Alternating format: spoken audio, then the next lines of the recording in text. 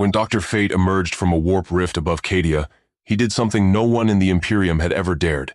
He looked at the God Emperor's golden throne and called it a mistake. Within hours, he would stand before the master of mankind himself and refuse the one thing that could save humanity from chaos, condemning trillions to continued suffering. But what did Kent Nelson see in the Emperor's 10,000-year plan that was so horrifying, he'd rather let the Imperium burn than help it survive? The void screamed above Cadia as reality tore itself apart.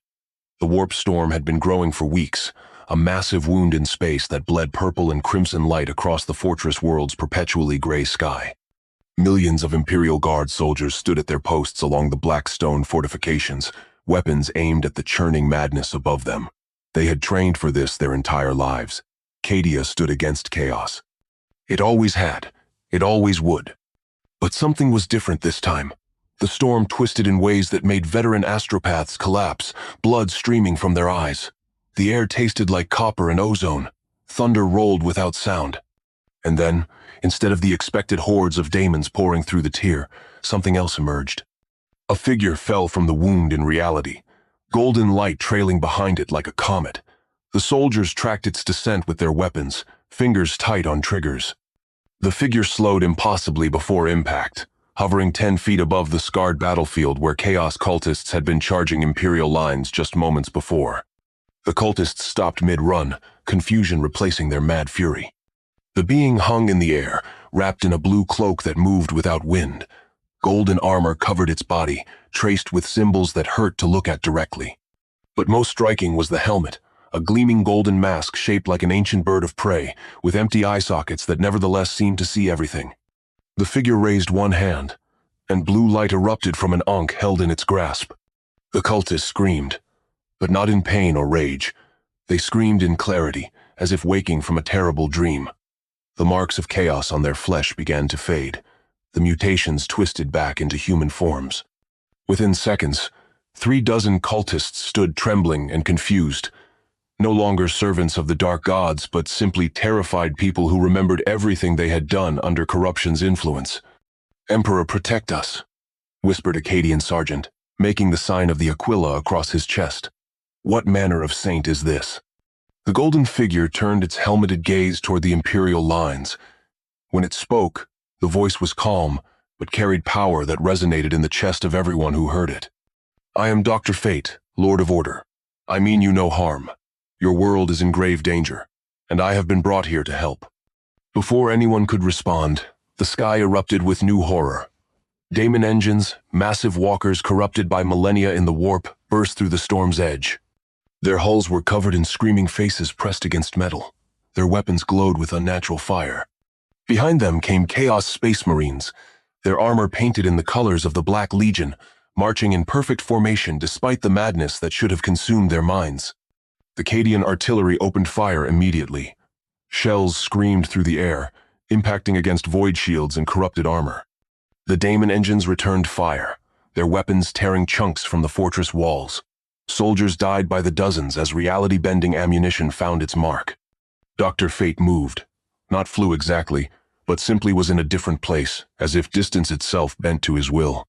He appeared between the Imperial lines and the advancing Chaos forces, the ankh in his hand blazing with golden light that pushed back the purple taint of the warp. He drew symbols in the air with his other hand, and where his fingers passed, reality solidified. The Daemon engines faltered as if walking through thick mud. "Impossible," snarled a Chaos sorcerer leading the attack, his voice amplified through corroded speakers. "No sanctioned psyker wields power like that. What are you?" "I am Order given form," Fate replied, his voice carrying across the battlefield without need for amplification. "And you are a wound that must be closed."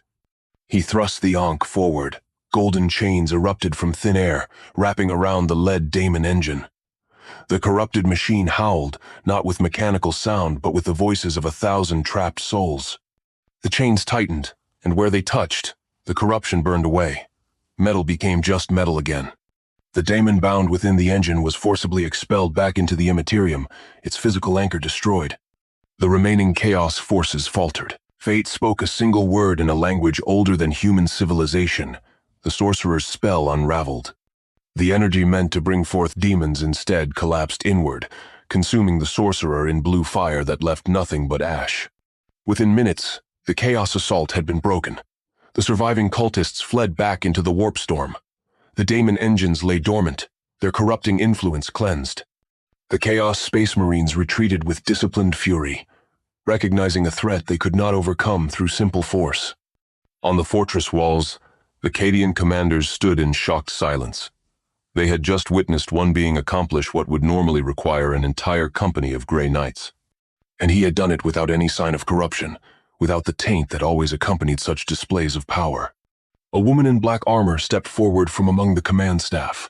Her face was pale, her eyes augmented with cybernetics that glowed faintly red. The symbol of the Inquisition marked her shoulder plate. She studied the golden figure with intense focus. "I am Inquisitor Covenant of the Ordo Malleus," she called out, her voice enhanced by her armor's speakers. "By the authority of the God Emperor's Holy Inquisition, I command you to identify yourself and submit to examination." Dr. Fate turned to face her, hovering slowly back toward the Imperial lines. When he landed, it was with impossible grace, his feet barely disturbing the ash-covered ground. Up close, the soldiers could see that despite the inhuman helmet, his body language suggested weariness and concern rather than threat. "I have already identified myself, Inquisitor. I am Kent Nelson, bearer of the Helmet of Nabu, appointed Lord of Order. In my world, I am called Dr. Fate. I protect reality itself from forces that would corrupt or destroy it." "Your world?" Covenant's eyes narrowed. "You speak of another reality entirely?" "I do. I was pursuing an entity of pure chaos through dimensional barriers when something pulled me here. A beacon of immense psychic power, like a lighthouse visible across universes." Fate's helmeted head turned slightly, as if listening to something no one else could hear. "I can still feel it. A dying light struggling to hold back an ocean of madness. You call it the Astronomicon." Shocked murmurs ran through the assembled officers. Knowledge of the Astronomicon was not widely shared, especially its true nature. That this stranger spoke of it so casually was deeply troubling. Covenant made a quick decision. "You will accompany me. If you truly wish to help, there are proper authorities who must evaluate your claims and your nature." "I sense no deception in you, Inquisitor, though I sense great burden. I will come willingly. But first, allow me to attend to the wounded." Before Covenant could object, Fate moved among the Cadian casualties. Where he passed, the golden ankh glowed softly. Soldiers with fatal injuries found their wounds closing. Bleeding stopped. Burns faded to healthy skin. He could not restore those already dead, but dozens who would have died in the next hour found themselves healed completely. A young medicae stared at her own hand, previously mangled by shrapnel, now whole and functioning. "The Emperor protects," she whispered, tears streaming down her face. "No," Fate said gently but firmly. "I healed you, not your Emperor. Give credit where it is actually due." The silence that followed was absolute. Several soldiers reached for their weapons. To suggest the Emperor had not performed a miracle was bordering on heresy. But none could deny they had just watched this golden stranger do the healing himself. Covenant's hand went to her bolt pistol but did not draw it. This being was either genuinely ignorant of Imperial theology or deliberately provocative. Either way, he had just healed Imperial soldiers and destroyed Chaos forces. That bought him time, if not trust. "Come," she said curtly. "We have much to discuss, and little time to do it. The warp storm grows stronger every hour. If you can truly sense the Astronomicon, then you know we face annihilation if Cadia falls." Dr. Fate nodded slowly. "I sense more than that, Inquisitor. I sense that your entire civilization feeds the very forces trying to destroy it. Your faith, your warfare, your suffering, all of it pours into the warp like blood into an ocean of sharks. You have built your empire on foundations of corruption without realizing it." Covenant's jaw tightened. Heresy or insight? That remains to be determined. But you will have the chance to explain yourself before the highest authorities, if you survive the journey to Terra. As they walked toward the waiting transport, neither noticed the shimmer in the shadows behind them. A figure watched from concealment, its armor painted in shifting colors that made it hard to focus on. The Alpha Legion operative had been observing since Fate's arrival, recording everything, analyzing the stranger's capabilities. This new element changed everything about the war for Cadia. The information would be passed up the chain immediately. In the warp storm above, entities of immeasurable power turned their attention toward the golden light that had appeared in the Imperium. Tsench, the changer of ways, felt recognition. This was old magic, order magic, from before the war in heaven. The great game had just become far more interesting. The transport ship cut through the warp with labored effort, its Geller field flickering against the pressure of unreality pressing from all sides. Inside the secured observation chamber, Dr. Fate stood motionless, his golden helmet reflecting the red emergency lighting. Inquisitor Covenant watched him carefully, noting how he never seemed to tire, never removed the helmet, never ate or drank during their 3-day journey. Their first destination was a hive world called Moltres Prime, a massive planet covered in cities that stretched from surface to stratosphere. Billions of people lived stacked on top of each other in metal towers that pierced the clouds. The wealthy lived at the top where sunlight still reached. The poor existed in the underhive, kilometers below ground, where darkness and despair were the only constants. When their shuttle descended toward the planetary governor's landing platform, Fate stood at the viewing port and went completely still. Through his magical senses, he perceived the true horror of what he was seeing. The entire population radiated suffering like heat from a forge. Fear, hopelessness, anger, and desperate faith all swirled together, pouring upward into the immaterium like smoke from a fire. And in the warp, things were feeding on that suffering, growing fat on human misery. "This is normal?" he asked quietly. Covenant stood beside him, her expression unreadable. "This is survival. 15 billion souls live on Moltres Prime. They work in the manufactorums, producing weapons and armor for the Imperial Guard. Without their labor, 100 regiments would go unequipped. Without those regiments, entire sectors would fall to Xenos or heretics. The workers suffer so that humanity may persist. They suffer because you have built a system that requires their suffering." Fate corrected, his voice carrying an edge of anger. "This is not necessity. This is choice dressed up as inevitability." Before Covenant could respond, alarms began blaring throughout the landing platform. Plague sirens, a sound every Imperial citizen learned to fear from childhood. In the underhive, something terrible had begun spreading, a new sickness that turned flesh to rot within hours, that drove the infected mad with pain before finally granting death as mercy. The planetary governor, a grossly fat man covered in expensive augmetics, wrung his hands as he explained. "Started 3 days ago in sublevel 218. We sealed the section immediately, but the disease had already spread to adjacent levels. Current estimates place the infected at 300,000 and rising. We have begun purging protocols. Fire teams are burning entire hab blocks to contain the spread." "You are burning people alive?" Fate's voice went cold. "Infected people," the governor corrected. "Already dead, just still walking. Better to burn quickly than rot slowly and spread contagion to the clean levels above." Fate moved before anyone could stop him. One moment he stood on the platform, the next he was gone, his form dissolving into golden light that streaked downward into the depths of the hive city. Covenant cursed and activated her Vox communicator, ordering her retinue to follow, though she knew they would be far too slow to catch up. In the underhive, the smell hit first. Rot and chemical fire and human waste mixed together into an atmosphere that would have choked a normal person. Fate descended through hundreds of levels, passing burned-out hab blocks where bodies lay in twisted piles. Some still moved weakly, neither fully alive nor completely dead, abandoned by the purge teams once the flames had done their work. He found the epicenter in what had once been a water reclamation plant. Thousands huddled in the darkness, their skin covered in weeping sores, their eyes yellow with infection. They moaned and cried out, begging for death or salvation in equal measure. The stench of decay was overwhelming. Children lay among them, their small bodies ravaged by disease they could not understand. An old woman clutched a dead infant, rocking back and forth and singing a lullaby to a corpse. A man dragged himself forward on hands and knees, his legs already rotted away, reaching toward Fate with one skeletal hand. "Help us," he rasped. "Please. The Emperor has abandoned us. Please." Fate raised the Ankh of Nabu. Golden light flooded the chamber, so bright it hurt to look at directly. The light touched each infected person, washing over their diseased flesh like clean water. The rot stopped spreading. The sores began to close.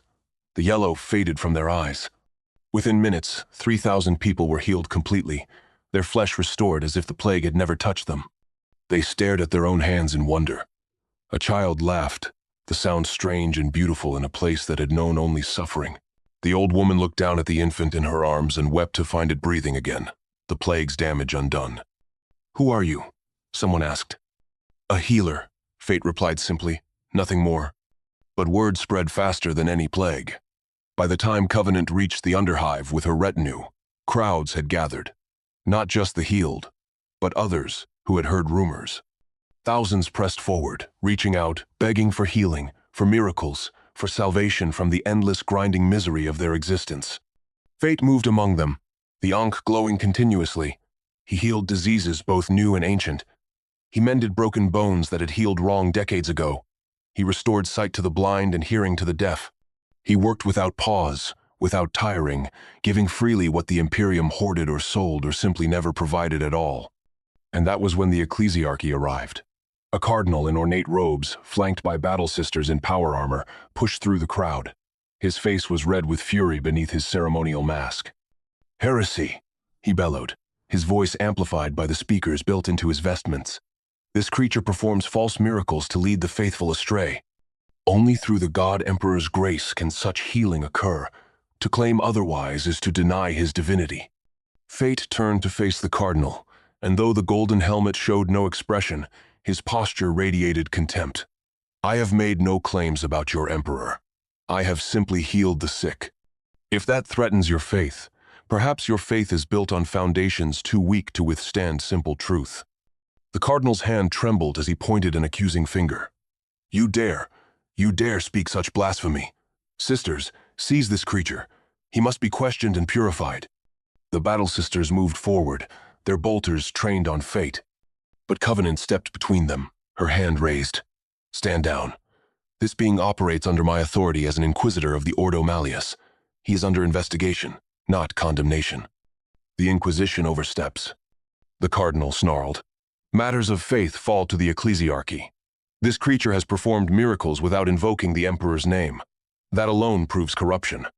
Covenant's eyes narrowed. "I have watched him destroy daemons and heal the wounded without any sign of warp taint. His methods are unorthodox, but effective. Until proven otherwise, he remains in my custody." The standoff lasted for a long moment before the cardinal finally backed down, though his expression promised this was far from over. As he left, he turned and addressed the crowd of healed people. "Remember your faith, children of the Emperor. All blessings flow from the golden throne. All miracles are his works, whether delivered by his hand directly or through vessels he chooses. Give your thanks to him alone." The crowd murmured uncertain agreement, their joy at being healed now mixed with confusion and fear. Had they witnessed a miracle or heresy? Were they saved or damned? Fate watched them struggle with this false choice and felt something close to despair. These people had been healed, their suffering ended, and yet their oppressors were already working to reframe it as continued evidence of their own authority. The system was designed to consume even genuine acts of compassion and convert them into tools of control. Their next stop was a forge world designated Mars 17, a planet entirely covered in factories and machine temples. Here the Adeptus Mechanicus held absolute power, and every inch of surface was devoted to the construction of war machines and technological components. The atmosphere was toxic to unaugmented humans. The sky glowed orange with the heat of 10,000 forges burning day and night. Archmagos Velk greeted them at the primary landing bay, his body more machine than flesh. Cables trailed from his skull. His legs had been replaced with treads. Multiple mechadendrites extended from his back, each tipped with different tools and sensors. When he spoke, the voice came from a speaker in his chest rather than his mouth, which had been sealed shut by metal plates decades ago. The anomalous entity designated Dr. Fate, Velk stated in binary-laced Gothic. Permission requested to conduct comprehensive analysis of observed phenomena. Denied, Covenant said immediately. He is not a specimen to be dissected. Unfortunate. Preliminary scans indicate technology preceding the dark age of technology, possibly predating human civilization entirely. The acquisition of such data would advance the Omnissiah's understanding significantly. Fate studied the Archmagos with fascination. You have removed so much of your original form. Why? The flesh is weak, the machine is strong. perfection is achieved through integration of both. Velk's optical sensors focused on Fate's helmet. Your own integration demonstrates this principle. The biological entity Kent Nelson merged with the technological construct Nabu to create synthesis greater than either component alone. The helmet is not technology, Fate corrected. It is a vessel for an entity of pure order, forged before machines existed. And I do not wear it by choice but by necessity. The price of this power is my own autonomy when Nabu chooses to assert control. This admission caused Velk's mechadendrites to twitch with what might have been excitement. Forced merger, parasitic relationship, yet stable, fascinating. This suggests protocols for managing artificial intelligence remain effective across dimensional boundaries. The machine god's principles are universal constants. Their conversation was interrupted by a massive explosion in the southern manufacturing district. Alarms blared across the forge world as a section of the planet's atmosphere caught fire, burning with unnatural green flames that spread despite the lack of oxygen to sustain normal combustion. Impossible, Velk transmitted, his sensors whirring. Those flames violate thermodynamic laws. Warp corruption detected. Demonic incursion in progress. They raced toward the disaster in a heavily armored transport, arriving to find chaos consuming an entire factory complex. Daemons of Tsench had manifested, their ever-changing forms flickering between states of matter. They touched machines and corrupted them, turning loyal servitors into twisted mockeries that turned on their masters. Tech priests were being torn apart by their own augmetics, which had suddenly decided flesh was the enemy. Fate stepped from the transport into the inferno. The green flames washed over him harmlessly, unable to find purchase on his ordered essence. He raised both hands and began to speak words in a language that predated human speech. The air around him crystallized, reality solidifying into geometric patterns of absolute law. The daemons shrieked as the ordered space expanded outward from Fate like a wave. Where it touched them, they began to unravel. Not banished back to the warp, but actually unmade. Their essence dissolved back into the raw potential from which they had been formed. Within minutes, the incursion was ended completely, something that should have required days of fighting and countless casualties. Velk's sensors worked furiously, recording every moment. Incredible. You impose mathematical perfection on localized reality. You treat physical laws not as constants, but as variables to be edited. This is technology beyond the Omnissiah's current understanding.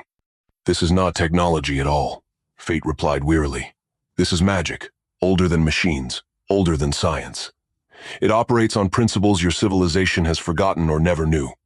Magic is simply technology not yet understood, Velk insisted.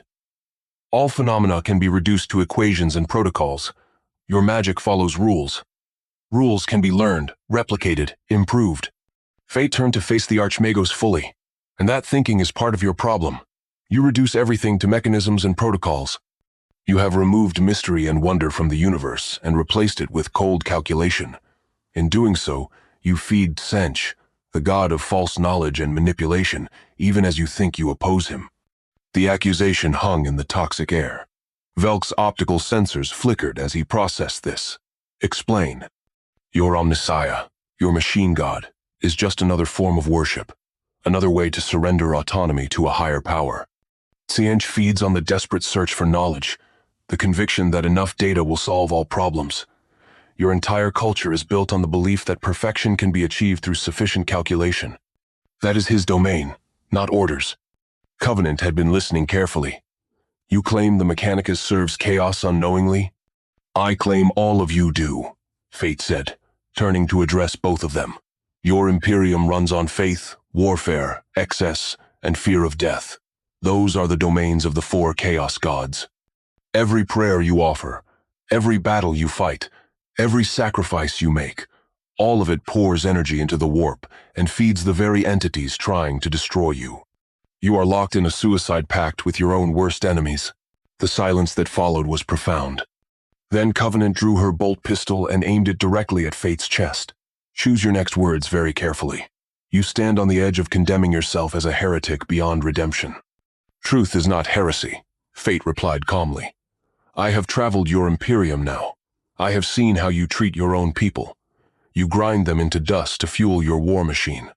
You offer them nothing but suffering and tell them it is noble sacrifice. You have built a civilization that runs on misery, and you wonder why misery-born entities grow strong enough to threaten you. And what would you have us do? Covenant demanded, her voice strained. Stop fighting? Allow chaos to consume us unopposed? Let Xenos overrun human space? Your idealism is a luxury we cannot afford. I would have you recognize that the path you are on leads only to extinction, Fate said quietly.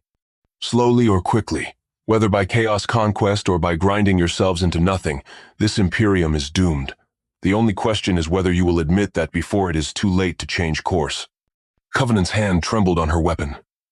Everything in her inquisitorial training told her to execute this being immediately for the heresies he spoke. But everything she had witnessed told her he spoke from genuine conviction and, more troubling, from observation. She had shown him her Imperium, and he had found it wanting. The question was whether his judgment came from wisdom or dangerous naivety. Before she could decide, her Vox communicator crackled to life. A voice she had never expected to hear addressed her directly. Inquisitor Covenant, this is High Lord Militant Vassum, speaking from the Senatorum Imperialis on Terra. You are hereby ordered to transport the entity known as Dr. Fate to Terra immediately. The God Emperor himself has taken interest in this matter. You will deliver your prisoner for final judgment before the Golden Throne. Covenant's face went pale. The Emperor, silent for so long, had somehow become aware of Dr. Fate. A summons from the Master of Mankind was not something anyone could refuse, not even an Inquisitor. She lowered her weapon slowly. It seems your audience with the highest authority has been arranged, Dr. Fate. We depart for Terra within the hour. As they returned to the transport, none of them noticed the shimmering figure watching from the shadows of a ruined factory. The Alpha Legion operative had followed them across 3 worlds now, always observing, never interfering. He activated his encrypted Vox channel and transmitted a single message in a cipher known only to his Legion's inner circle. The anomaly proceeds to Terra as predicted. The Emperor has taken the bait. Phase 2 may commence. Far away, on a ship drifting through the warp, the message was received. Calith the Unwritten, sorcerer of the Alpha Legion, smiled behind his shifting helm. Everything was proceeding exactly as planned. The Imperium would soon face a choice that would tear it apart from within, and this golden stranger from another universe would be the catalyst. Chaos would win not through conquest, but through the Imperium's own contradictions finally becoming impossible to ignore. The pieces were all moving into position. Soon, the game would reach its critical stage, and whether Dr. Fate realized it or not, he was playing directly into their hands. The journey to Terra took 14 days through the most stable warp routes the Imperium could provide. Dr. Fate spent most of that time in meditation, the golden helmet reflecting the dim lights of his secured quarters. Inquisitor Covenant visited him daily, their conversations growing longer and more complex as she struggled to understand what he truly represented. Was he salvation or damnation? A prophet speaking hard truths or a devil wearing the mask of wisdom? On the 7th day, something changed. Fate emerged from his quarters with urgency in his movements, the Ankh in his hand glowing brighter than Covenant had ever seen it. Something is following us through the warp, he said without preamble. Something that has been shadowing us since Cadia. It moves with purpose and intelligence. Covenant immediately ordered the ship to battle stations. Auspex arrays swept the surrounding immaterium but found nothing. The navigator, sealed in his protective chamber, reported no unusual disturbances beyond the constant chaos of warp travel. Yet Fate insisted the presence was real and growing closer. When the attack came, it was not from outside but from within. The ship's lower decks suddenly erupted with gunfire and screaming. Security teams reported enemy combatants appearing from nowhere, as if they had been hiding in plain sight the entire journey. The attackers wore power armor painted in shifting colors that made them hard to focus on, and they moved with the practiced precision of veteran warriors. Alpha Legion, Covenant hissed, recognizing the tactics even if individual warriors remained difficult to identify. But how did they board us? We have been in the warp for a week. Fate moved through the corridors with purpose, following the golden light of the Ankh toward the epicenter of the attack. Bodies lay scattered, both crew members and the strange attackers. The fighting had been brutal and quick, suggesting the Alpha Legion had specific objectives rather than simple destruction. They found the leader in the ship's astropathic choir chamber. A figure in ornate power armor stood among the dead psychers, their bodies drained of life force to fuel some dark ritual. Symbols glowed on the walls, drawn in blood that steamed and bubbled as if alive. The warrior's helmet was marked with constantly shifting runes that hurt to read. Dr. Fate, the warrior said, his voice distorted by multiple vocal processors speaking in harmony. I am Caleth, the Unwritten, Sorcerer of the Alpha Legion, I have traveled far to speak with you.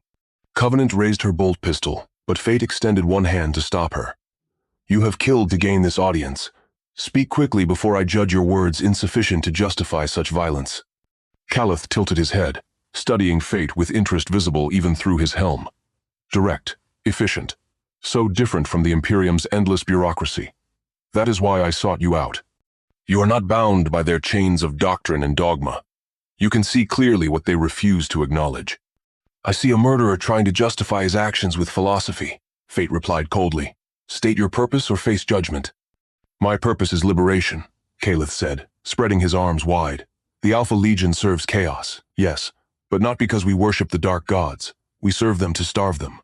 We understand what you have already discovered, that the Imperium feeds chaos with every prayer, every battle, every sacrifice.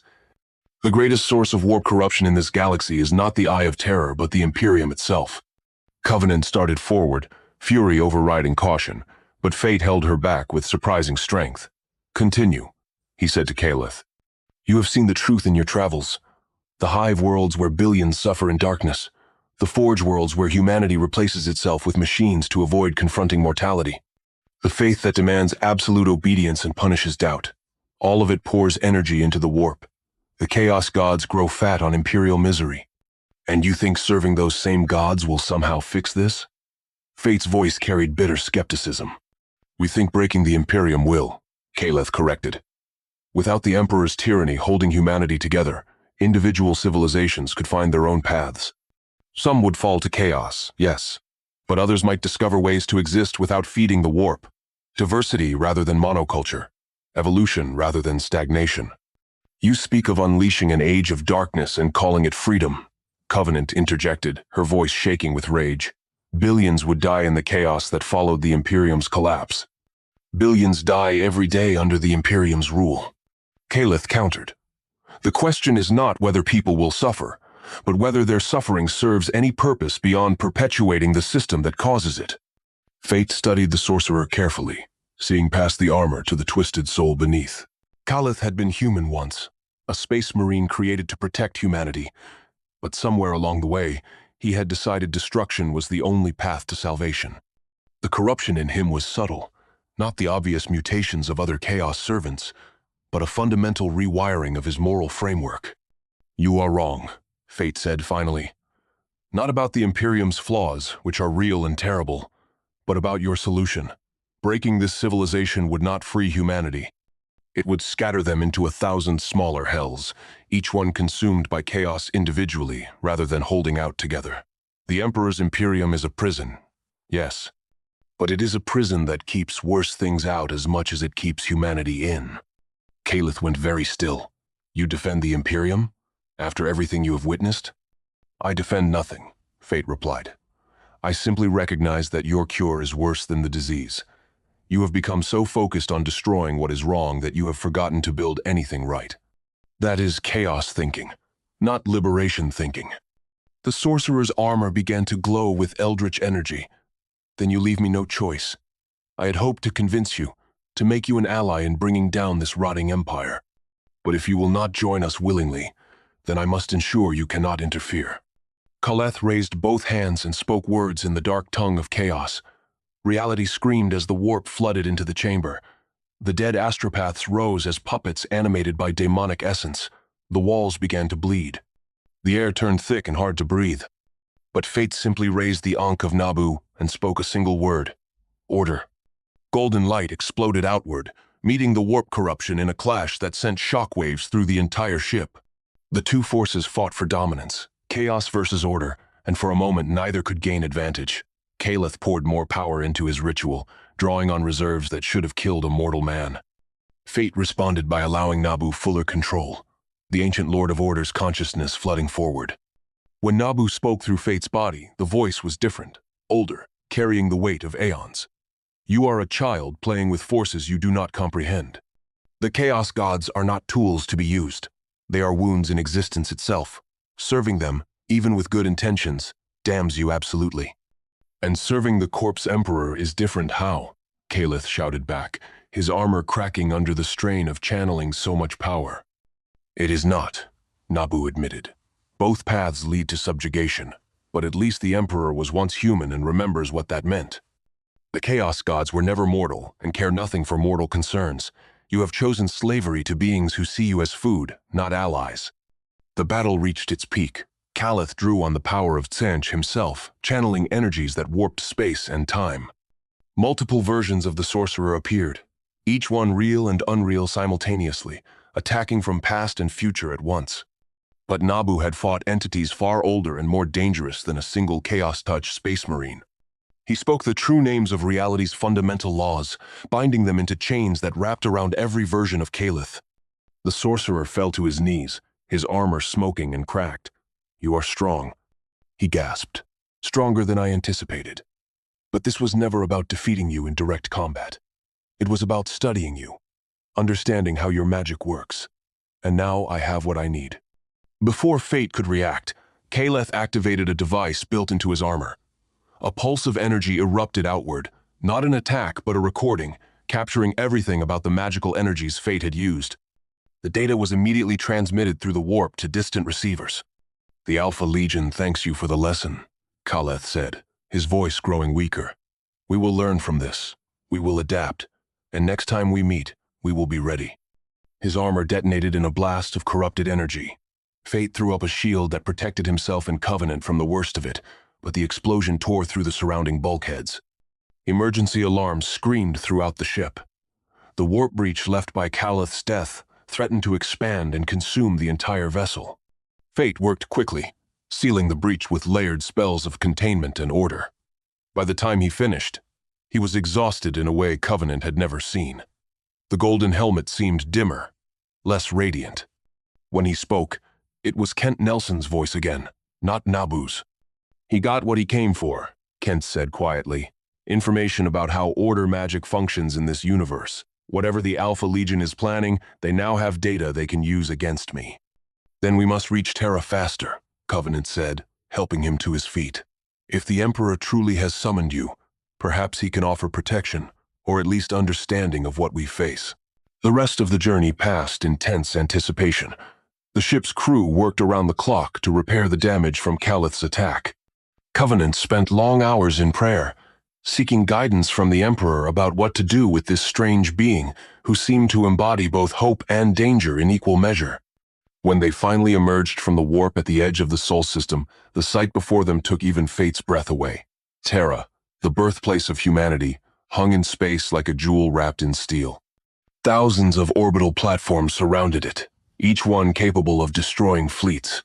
Defense stations bristled with weapons that could crack planets. And through it all, the Astronomicon blazed like a lighthouse, its golden light visible even to non-psychers as a warm glow surrounding the throne world. But to Fate's magical senses, the truth was more disturbing. The Astronomicon was not a light but a scream, a psychic howl of agony broadcast across the galaxy. The Emperor was not guiding humanity, he was dying slowly, his pain turned into a beacon through technologies beyond Fate's comprehension. Thousands of psychers were sacrificed daily to feed his barely living corpse, their souls consumed to maintain the light. "This is an abomination," Fate whispered. "You sacrifice thousands every day to sustain one being's prolonged death. How is this different from the darkest rituals of chaos?" "It is different because it is necessary," Covenant replied, her voice tight with emotion.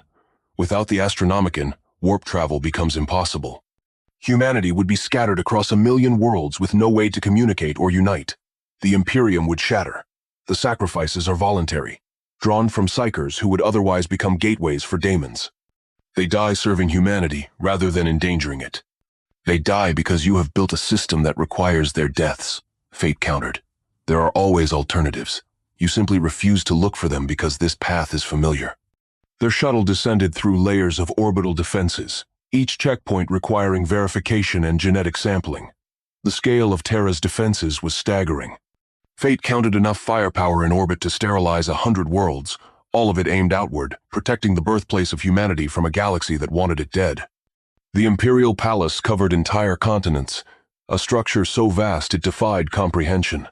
Mountains had been carved into fortresses, valleys had been filled with cathedrals. The architecture spoke of absolute power, maintained through 10,000 years of continuous construction and expansion. Everywhere Fate looked, he saw statues of the Emperor in various forms, some hundreds of feet tall, their stone faces looking down with judgment or compassion depending on the artist's interpretation. They landed at a private platform reserved for inquisitorial vessels. From there, an escort of Adeptus Custodes met them, their golden armor gleaming with an inner light that suggested technologies far beyond standard Imperial manufacture. These were the Emperor's personal guardians, warriors whose individual prowess matched entire companies of space marines. The shield captain who led them spoke with a voice like grinding stone. The anomaly will proceed to the Sanctum Imperialis. Inquisitor Covenant. You will accompany him as far as the Eternity Gate, but no further. What lies beyond is for the Emperor and his subject alone. They walked through corridors designed to inspire awe and terror in equal measure. Each door they passed was large enough to allow Titans to march through. Each hall was decorated with murals depicting humanity's greatest victories and most tragic defeats. Fate saw the Unification Wars, the Great Crusade, the Horus Heresy, all rendered in precious metals and stones that caught the light in ways that made the images seem to move. Covenant stayed close to him, her presence a small comfort in this overwhelming display of power. Whatever happens in there, she said quietly, remember that the Emperor has guided humanity for 40,000 years. His wisdom exceeds all understanding. If he judges you harshly, accept that judgment with grace. And if I judge him harshly? Fate asked. She had no answer to that. They reached the Eternity Gate, a massive adamantium barrier covered in religious symbols and purity seals. It was said that this door had never been breached by enemy forces, that it would stand until the end of time itself. Before it stood more custodes, their guardian spears held at attention, their eyes hidden behind golden helms. The shield captain gestured for Fate to proceed. Beyond this point, you walk alone. The Emperor has called for you. Do not keep him waiting. Fate looked back at Covenant one last time. She made the sign of the Aquila over her chest, a gesture of prayer and protection. Then he turned and walked forward. The Eternity Gate opened silently despite its tremendous weight, revealing a corridor that stretched impossibly far, lined with still more custodes standing guard. He walked for what felt like hours, though time seemed to distort in this place. The corridor was not a physical space, but a transitional one, a path between the material world and something else. Fate could feel the warp pressing close, held back only by the Emperor's will and the countless wards built into every surface. Finally, the corridor opened into a chamber so vast its walls were lost in shadow. At its center stood the Golden Throne, a massive construct of technology and psychic architecture that defied description. Cables as thick as buildings connected to it. Machines the size of hive blocks surrounded it, and upon the throne sat what remained of the Emperor of mankind. The physical body was a withered corpse, kept barely alive by the throne's systems, but the psychic presence was overwhelming, a consciousness so vast it pressed against reality itself. When the Emperor's attention focused on Fate, it felt like standing before a star. No words were spoken, but communication occurred directly, mind to mind. The Emperor's voice filled Fate's consciousness, ancient beyond measure and carrying the weight of 40,000 years of absolute rule. Kent Nelson, Dr. Fate, Lord of Order, I have waited long for this meeting. Fate stood his ground despite the pressure of that immense will. You are the Emperor, the one who demands the sacrifice of thousands daily, the one who has built an empire on suffering. I am the one who has kept humanity alive when all forces in this galaxy sought its extinction.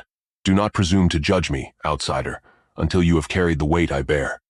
Images flooded Fate's mind, visions of the Emperor's long history. He saw the being before him as a man in ancient times, working to guide humanity through its early stumbles.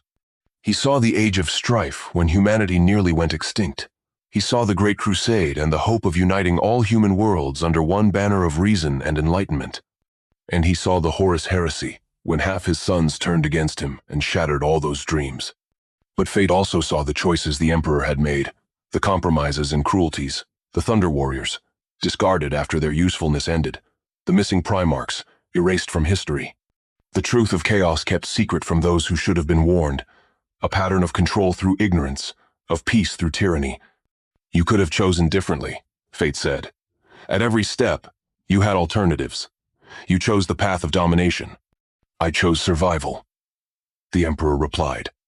In a galaxy where gods feed on emotion and Xenos outnumber humans 1,000,000 to 1, there is no room for gentle methods. Every mercy I showed was repaid with betrayal. Every truth I shared was used against me. I learned that humanity can only be saved through absolute unity and absolute faith. Anything less invites dissolution. Then you have learned the wrong lessons, Fate said firmly. You have become the very tyrant you claim to fight against. The Chaos Gods grow strong on your Imperium suffering. You are not opposing them, you are feeding them. The Emperor's presence darkened. You dare lecture me on chaos? I, who have fought them since before your primitive lords of order and chaos even existed in your reality? I know what they are. I know what they require. And I have built the only system that can starve them while maintaining human civilization. Your system sacrifices thousands of psychers daily. Fate countered. It grinds billions into poverty and despair. It punishes free thought and demands absolute obedience. How is that different from chaos? It is different because my tyranny has purpose, the Emperor said. Chaos offers corruption disguised as freedom. I offer tyranny in service of survival. One leads to extinction, the other leads to persistence, however unpleasant. Fate felt Nabu stirring within the helmet, the ancient Lord of Order recognizing a kindred spirit in the Emperor, another being who had chosen to impose order through absolute control. And in that moment, Kent Nelson understood the terrible choice before him. You want me to join you, he said slowly. You want to merge our powers, use order magic to reshape the warp itself. You think together we could end chaos permanently. Yes, the Emperor admitted. Your power is unique, unbound by this galaxy's rules. Combined with mine, we could rewrite reality at its most fundamental level. We could end chaos, end the need for faith and sacrifice. We could build a truly ordered universe where humanity is finally safe. At what cost? Fate demanded. The cost of free will, the Emperor said simply. Every being in the galaxy would exist according to rigid laws of behavior and thought. Chaos would be impossible because change itself would be impossible. Stagnation, yes, but also peace. True peace, for the first time in galactic history. The offer hung between them, terrible in its clarity. Fate could end all suffering, all war, all the horrors he had witnessed in his journey through the Imperium. All it would cost was everything that made life worth living.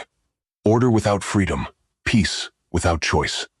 An entire galaxy turned into a machine, every part functioning according to predetermined design. He thought of the people he had healed in the Underhive, their joy at being saved. He thought of their confusion when told to credit the Emperor, rather than their actual savior. He thought of Covenant, struggling to reconcile her faith with the evidence before her eyes. He thought of all the beings in this galaxy trapped between chaos and tyranny, told their only choices were damnation or slavery. And he thought of something Nabu had told him long ago, when he first put on the helmet. Order without balance is just another form of death. No, Kent Nelson said, and through force of will, he reached up and removed the helmet of Nabu from his head. Every being in the galaxy would exist according to rigid laws of behavior and thought. Chaos would be impossible because change itself would be impossible. Stagnation, yes, but also peace. True peace, for the first time in galactic history. The offer hung between them, terrible in its clarity. Fate could end all suffering, all war, all the horrors he had witnessed in his journey through the Imperium. All it would cost was everything that made life worth living. Order without freedom, peace without choice. An entire galaxy turned into a machine, every part functioning according to predetermined design. He thought of the people he had healed in the Underhive, their joy at being saved. He thought of their confusion when told to credit the Emperor rather than their actual savior. He thought of Covenant, struggling to reconcile her faith with the evidence before her eyes. He thought of all the beings in this galaxy trapped between chaos and tyranny, told their only choices were damnation or slavery. And he thought of something Nabu had told him long ago, when he first put on the helmet. Order without balance is just another form of death. No, Kent Nelson said, and through force of will, he reached up and removed the helmet of Nabu from his head. The moment Kent Nelson removed the helmet of Nabu in the throne room, reality itself seemed to hold its breath. Without the helmet's protection, he was just a man, vulnerable to every threat the warp could conjure. The Emperor's psychic presence pressed against his consciousness like the weight of an ocean, threatening to crush his mortal mind. The custodies surrounding the throne chamber moved forward, their guardian spears lowered toward this suddenly powerless human who had just refused the master of mankind. Kent held the helmet in both hands, its golden surface still glowing faintly with residual power. His gray hair was plastered to his forehead with sweat. His hands trembled slightly, not from fear but from the effort of resisting both the Emperor's overwhelming will and Nabu's furious demands that he put the helmet back on immediately. But he stood straight, meeting the Emperor's gaze without flinching. "I will not help you turn the galaxy into a prison," Kent said, his voice hoarse but clear. "I have seen what absolute order creates. In my own universe, I have fought beings who tried to impose perfect law on reality. They always claim noble intentions. They always promise to end suffering. And they always create something worse than the chaos they sought to eliminate." The Emperor's presence darkened, shadows gathering in the vast chamber despite the golden light emanating from the throne. "You understand nothing of what I have sacrificed. The choices I have made were not from desire for power but from terrible necessity. Every alternative I tried led to humanity's destruction. This path, cruel as it is the only one that allows our species to survive." "Then perhaps humanity should not survive this way," Kent replied, and the words fell like stones into deep water. "Perhaps a species that can only exist through endless tyranny and sacrifice is already dead, just too stubborn to stop moving." The silence that followed was absolute. Even the machines surrounding the golden throne seemed to pause in their eternal work. To suggest that humanity might be better off extinct was heresy beyond measure, a thought that violated every principle the Imperium was built upon. Then the Emperor laughed. It was a sound like mountains grinding together, ancient and terrible and deeply sad. "You have courage, Kent Nelson, to speak such thoughts before me. But courage without wisdom is just another name for foolishness. You reject my offer because you do not understand the true nature of the threat we face. Let me show you." Before Kent could respond, the Emperor's psychic power engulfed him. Suddenly, he was no longer in the throne room but standing in the warp itself, perceiving it as the Emperor did. The four Chaos Gods loomed before him, vast beyond comprehension, their forms constantly shifting and changing. Khorne, an ocean of blood and rage. Nurgle, a garden of decay and despair. Slaanesh, a symphony of excess and corruption. Tsench, a labyrinth of schemes and false knowledge. But worse than the gods themselves was what fed them. Kent saw the streams of psychic energy pouring into the warp from across the galaxy. Every death in battle fed Khorne. Every disease strengthened Nurgle. Every moment of despair empowered the dark gods.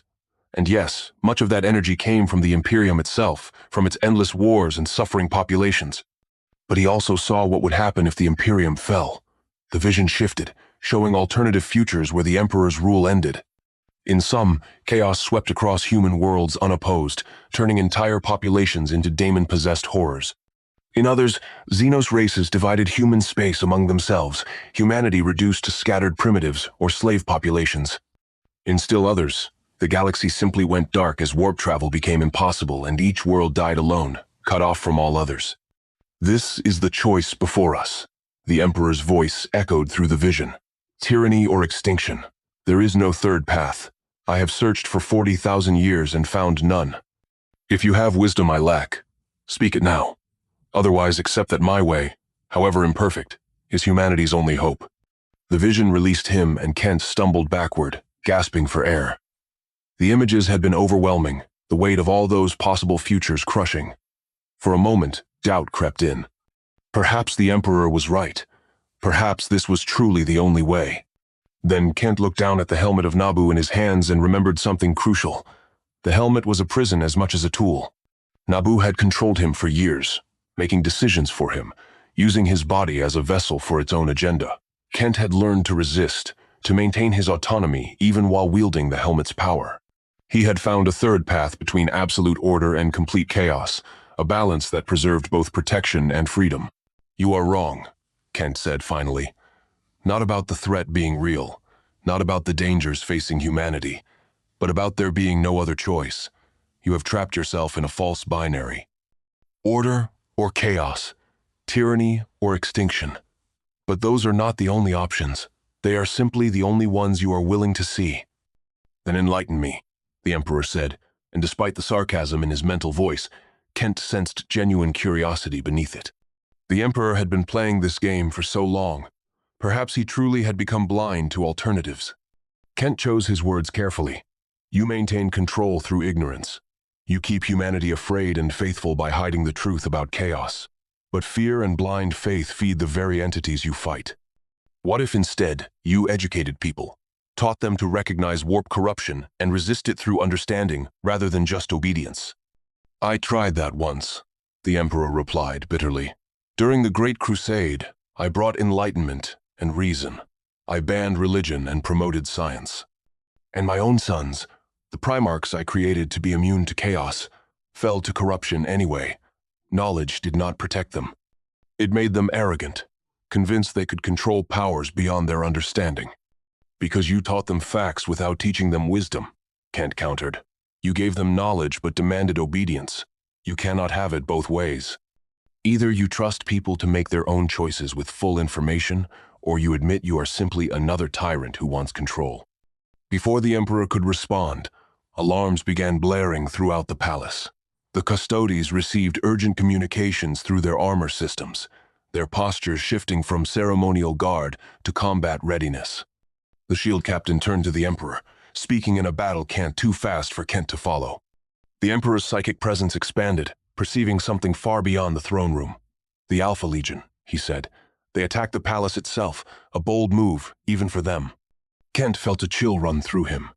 Calith, he said he was gathering information about my magic. This attack is not random. They are coming for me. Then they will die on the palace walls like every other fool who has attempted to breach the Emperor's sanctum, the shield captain declared, his guardian spear blazing with energy. But Kent shook his head. You do not understand. Calith is not trying to breach the palace. He is trying to force a choice. He wants me to either join with you to fight him, proving his point that tyranny is necessary, or face him without the helmet's protection and die, removing me as a variable in his plans. The Emperor's presence focused sharply on Kent. You perceive the trap. Good. Then you also perceive there is only one logical response. Put on the helmet. Merge your power with mine as I offered. Together we will crush this attack and secure humanity's future. Kent looked at the helmet of Nabu, feeling its pull, hearing Nabu's voice in his mind, urging him to reclaim the power that was his by right. It would be so easy. Put on the helmet, accept the Emperor's offer, and end all threats with overwhelming force. No more difficult choices, no more uncertainty. Just absolute power, used for absolute good. And in doing so, he would become exactly what both the Emperor and Calith had already assumed he would become. Another wielder of absolute power imposing his will on others for their own good. No, Kent said again, and this time he did something he had sworn never to do. He reached out with his bare hands and began to channel magic directly, without the helmet's mediation. It was dangerous, potentially fatal, like grabbing a live electrical wire. Raw order magic poured through his mortal body, burning him from within, but he shaped it with desperate will into a single focus spell. The Ankh of Nabu, which he had set down moments before, began to glow. Not with the golden light of order magic, but with a blue-white radiance that was neither order nor chaos, but something in between. The artifact was responding not to Nabu's will, but to Kent's own, channeling his desperate hope that there was a third path. What are you doing? The Emperor demanded, and for the first time, Kent heard uncertainty in that ancient voice. Something that might kill me, Kent admitted, blood beginning to leak from his nose and ears as the strain of unmediated magic tore at his mortal body. But if it works, I am giving humanity a choice you have denied them for 40,000 years. The magic built to a crescendo, and Kent spoke words that came not from any spell book or ancient text, but from his own heart. He spoke of hope without tyranny, of order without absolute control, of fighting darkness while preserving the light of free will. The words should have been meaningless, just the desperate prayer of a dying man, but they were infused with the full force of his conviction, channeled through magic older than the Imperium itself. The Ankh of Nabu exploded into 1,000,000 fragments of light. Each fragment shot outward, passing through the palace walls as if they were not there, spreading across Terra and then beyond, into the warp itself. Wherever the fragments went, they left behind a tiny seed of possibility, a microscopic crack in the absolute certainty that tyranny was the only answer. Kent collapsed, the magic having consumed most of his life force. The helmet of Nabu clattered across the floor, inert now, its connection to this universe severed by Kent's sacrifice. The Emperor reached out with his psychic power to catch the dying man, lowering him gently to the throne room floor. Fool, the Emperor said, but the word carried more sorrow than anger. You have thrown away your life for nothing. These seeds of doubt you have planted will not save humanity. They will divide it, weaken it, leave it vulnerable to chaos. Maybe, Kent whispered, his voice barely audible. Or maybe they will give people the chance to find their own path. Not your path, not chaos's path, their own. At that moment, the throne room doors exploded inward. Not breached by force, but opened from within by Inquisitor Covenant, who had used her inquisitorial authority to override the security protocols. She ran to Kent's side, her face pale with shock at his condition. "What have you done?" she demanded, not sure if she was asking Kent or the Emperor. "He has chosen martyrdom over wisdom," the Emperor replied. "He has rejected absolute order and sown chaos in the name of freedom. Whether this act will save humanity or damn it remains to be seen." Behind Covenant, the sounds of battle echoed through the palace corridors. The Alpha Legion assault was real and pressing close, but something strange was happening. The palace defenders were not simply following their training and repelling the invaders. They were hesitating, questioning orders, arguing about tactics. The seeds Kent had planted were already taking root, introducing doubt and independent thought into a system built on absolute obedience. Caliph the Unwritten appeared in the doorway, his shifting armor covered in the blood of custodes who had tried to stop him. But he was not attacking. He stood at the threshold, studying the scene before him with evident fascination. "Magnificent," he said. "You have done what I could not. You have introduced true chaos into the Imperium, not the chaos of the dark gods, but the chaos of choice and uncertainty. Well done, Dr. Fate." "This was not for you," Kent managed to say. "Not to help your legion or hurt the Imperium. This was to give people the chance you and the Emperor both denied them. The chance to choose for themselves." Caliph tilted his helmeted head. "And you think they will choose wisely? Humans are stupid and scared. Given freedom, they will make terrible decisions that get themselves and others killed." "Probably," Kent agreed, a faint smile on his bloody lips. "But they will be their decisions, their mistakes to make and learn from. That is worth more than any enforced perfection." The Emperor's presence had been silent during this exchange, but now it spoke with a complexity of emotion Kent had not heard before. "You remind me of someone I knew long ago, before I became this. A philosopher who argued that humanity must be allowed to make its own mistakes, that too much guidance would cripple us. I thought him naive. Perhaps I was wrong." "Perhaps we were both wrong," Kent replied. "Perhaps the answer is not absolute order or complete freedom, but the constant struggle to balance both. The eternal question of how much guidance to give and how much autonomy to allow." The sounds of battle were fading now, not because one side had won, but because the fighting itself was becoming confused and disorganized. Defenders questioned whether they should kill intruders who had not actually harmed anyone. Attackers wondered what their purpose was if their enemy was already undermining itself. The Alpha Legion began a coordinated withdrawal, having achieved something more valuable than any military objective. Caliph offered Kent a warrior's salute. "You have changed the game, outsider. What happens next will be fascinating to observe. I hope you live long enough to see the consequences of your choice." Then he was gone, vanishing into the shadows with the supernatural skill that made the Alpha Legion so dangerous. The palace security would hunt for his warband, but Kent suspected they would find nothing. The attack had never been about conquest. It had been about forcing this exact moment, this exact choice. Covenant cradled Kent's head, her hands glowing with what little healing power her Rosarius could provide. It was not enough. The damage from channeling raw magic through a mortal body was too severe. Kent Nelson was dying, and nothing in the Imperium's arsenal could save him. "Was it worth it?" she asked, tears streaming down her face. "Trading your life for this uncertainty?" "Ask me in 1,000 years," Kent replied, managing one last weak smile. "Or better yet, ask the people who get to make their own choices now. Let them decide if freedom was worth the cost." The Emperor reached out with his power one final time, not to dominate but to preserve. He could not save Kent's body, but he could capture his consciousness, store it within the Golden Throne's mechanisms alongside his own vast awareness. A small voice of dissent and hope, preserved forever to remind him that absolute power was not the only answer. "No," Kent said, somehow sensing the Emperor's intention and rejecting it with his last strength. "I am not your pet conscience. Let me go. Let me die knowing I made my choice and accepted its consequences."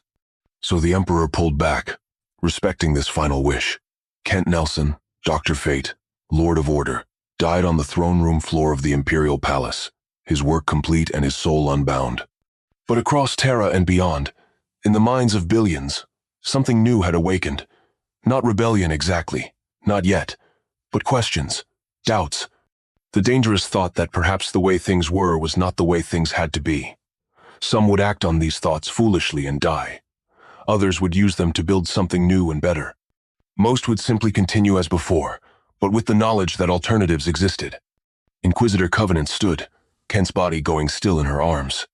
She looked up at the golden throne, at the withered corpse that ruled all humanity, and for the first time in her life, she questioned whether this was truly the best path.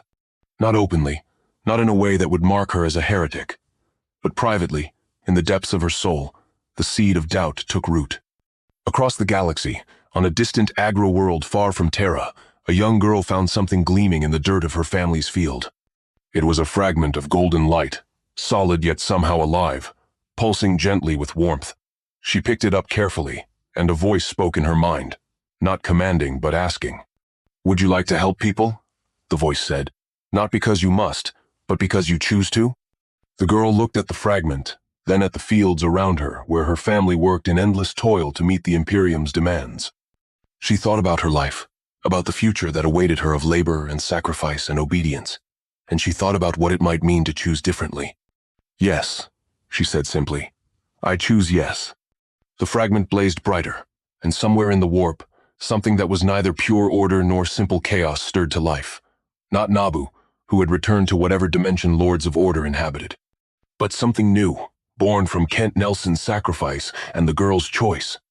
A new kind of magic, native to this universe, that might one day offer a third path between the Emperor's tyranny and Chaos's corruption. But that was a story for another time. For now, in the throne room of the Imperial Palace, Inquisitor Covenant arranged Kent's body with respect and dignity. The Custodes stood silent witness, uncertain how to process what they had observed. And the Emperor, ancient and terrible, and perhaps just slightly less certain than before, contemplated the strange human who had rejected godhood in the name of mortal choice. In the grim darkness of the far future, where there had been only war, a new question had been introduced. Not whether humanity would survive, but what kind of survival was worth having. Whether existence without freedom was truly life at all. Whether tyranny, even benevolent tyranny, could ever truly be called salvation. The answer would take millennia to unfold. Civilizations would rise and fall. Wars would be fought over interpretations of what Kent Nelson had tried to teach. Some would use his sacrifice as justification for rebellion. Others would point to the chaos that followed as proof the Emperor had been right all along. But the question remained, planted like a seed in the collective consciousness of humanity. And questions once asked could never truly be unasked. The Imperium would never be quite the same again. Neither would chaos, which now faced an enemy that was neither ordered nor chaotic but something new entirely. And on that distant agri-world, a young girl with a fragment of golden light in her hand began to dream of a future where people could be both safe and free, where order and choice could coexist, where humanity might find a path that neither the Emperor nor the Chaos Gods had imagined possible. It was a small hope, a fragile thing, but it was real. And in a galaxy that had forgotten what hope looked like, even the smallest light could illuminate the darkness. The story of Dr. Fate's attempt to save the Imperium had ended, but the consequences of his choice were only beginning.